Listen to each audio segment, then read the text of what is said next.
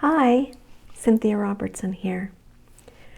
Are you having a hard time with a certain health diagnosis?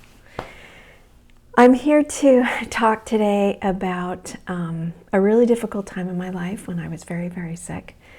I was reminded recently how hard it was and how lonely I felt, and I wish I had someone to talk to. So I'm here to tell you my story about when I was trying to get pregnant. I had a hard time getting pregnant, and when I did, I got really, really sick. I had what they called hyperemesis, gravidarum. I'm not sure what it is, but it's an extreme. It's an extreme condition of morning sickness. It sounds so simple. But it wasn't. It was it almost took my life and almost my son's life. And so if you know somebody who has this diagnosis and needs to understand that there is hope, then please send them this. Like I said, I got started to get sick right away the minute I was impregnated. And the first doctor I went to didn't believe me. She thought it was all in my head. And she literally told my husband at the time to just leave me alone. And luckily, my husband loved me very much and knew that this wasn't just in my head, that there was something wrong. And we left that doctor and found another one who I'm so very grateful we did. My first appointment, I was in the waiting room and I was vomiting everywhere and scaring people. And the doctor took me, in pretty quickly. Even though I know now his office, usually you can sit there for a couple hours, it's so busy. But they took me in pretty quickly when I was, scaring people, throwing up constantly.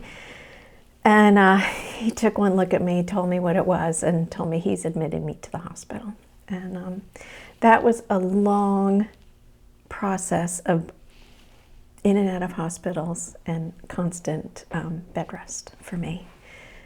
And I had a lot of people not understanding how difficult it was and telling me, oh, if I could just eat crackers, or it'll go away soon, or it's just morning sickness. And for me, I knew that it wasn't quite that because I literally couldn't even keep water down on my own. They tried various medicines, the compazine family, which made me even worse. I consider it an allergic reaction. They considered it a side effect, a severe side effect. I literally was climbing the walls with my feet. I couldn't rest, and I couldn't. It gave me what they called Parkinson's symptoms, like Parkinson's disease. And I started like drooling out of the side of my mouth, and I was twitchy, and I couldn't stop. And luckily, one of the nurses didn't accept it as one of the visiting nurses. I was in my bed at home at that time, and I had regular visiting nurses because, again, I was on bed rest at this point, or in the hospital. And she took one look at me and said, "Oh dear," and gave me, Benadryl to take away the reaction. And then they tried one more medicine that was acceptable for this kind of condition, and it was a similar family of the compazine family, and I had the exact same reaction. And they gave me more Benadryl to get it out of my system. And then they said the only thing that they could give me was Zofran. And Zofran at the time was for chemotherapy patients and hadn't been tested on pregnant women. And so they weren't sure if it was going to do anything, or I wasn't guaranteed anything, that it wasn't going to hurt my child. But again, I didn't have any other options because I couldn't keep down even water. Nothing. Zero. I was losing weight. I was at 103, I think, and which was not good for a pregnant woman. and I looked like I looked pretty bad because when people came to visit me, they just started to cry. I'll never forget that.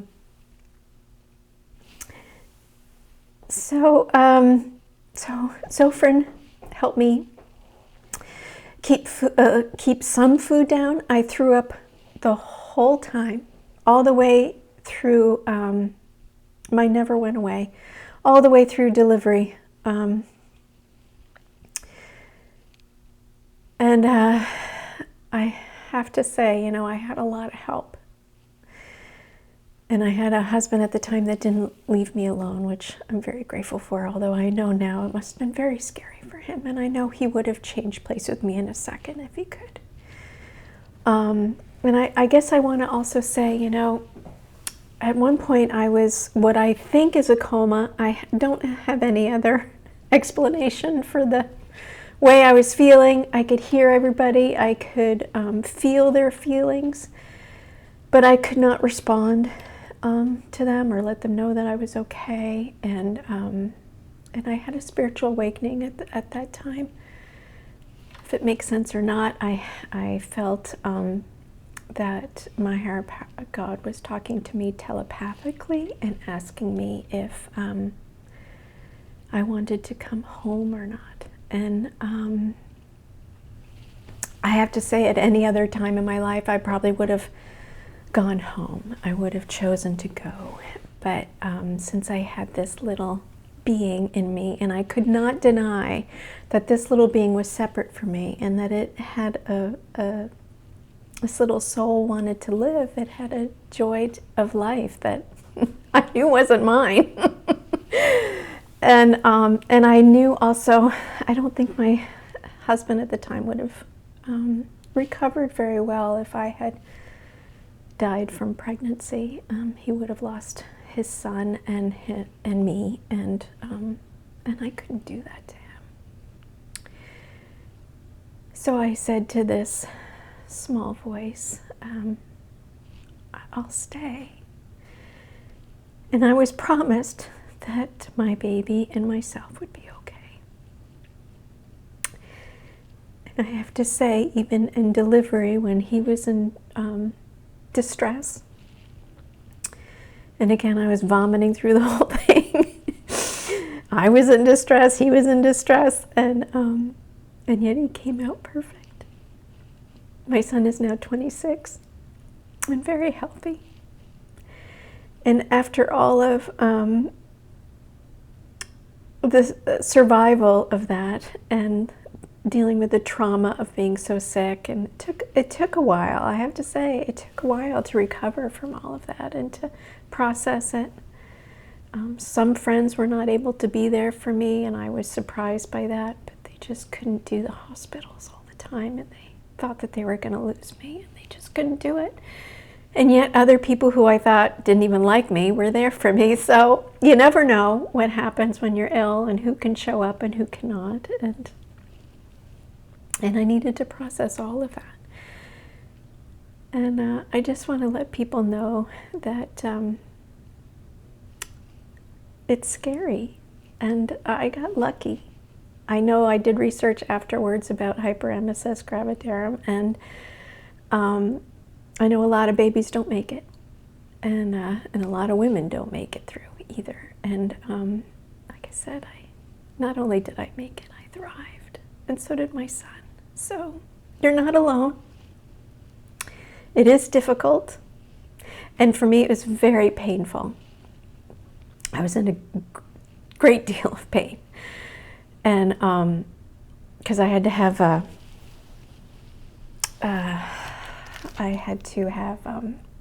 an IV all the time because I was constantly dehydrated because I couldn't keep down anything. And so I also had a central line, which was also scary because if you get an infection with a central line, it goes right to your heart. So it was all very traumatic, constantly traumatic, and yet I would have done it again to give him a brother or sister, but I couldn't carry again. So that's it. So again, if you know somebody who is diagnosed with something difficult like this, especially in pregnancy, send this along to them. because it was a very lonely time, even though I had friends. Nobody understood it very well. Even some of the people that were in my life who were in the medical field just had never seen it so severe. So this is my love to you, my sharing. If it makes any sense or not, I hope it does. And I'll talk to you next time. Subscribe to my channel. Bye-bye.